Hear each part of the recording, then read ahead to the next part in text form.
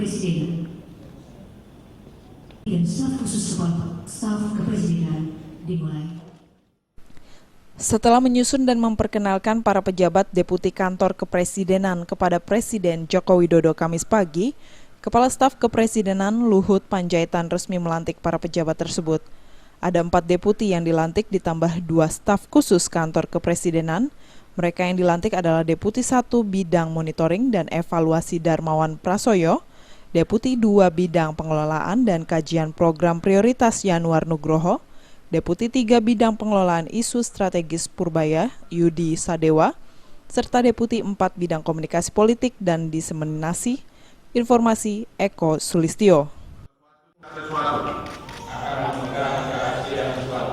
Yang menurut sifatnya atau menurut perintah harus saya rahasiakan tidak akan menerima hadiah atau sesuatu pemberian berupa apa saja.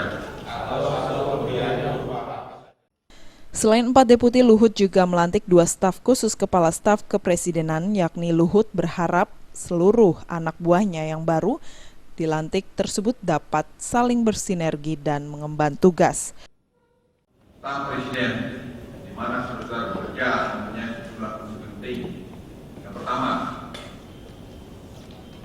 pengendalian dalam rangka memastikan program-program prioritas nasional dilaksanakan sesuai dengan visi dan misi Presiden.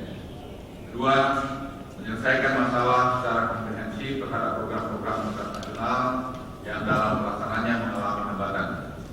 Ketiga, percepatan pelaksanaan program-program prioritas nasional.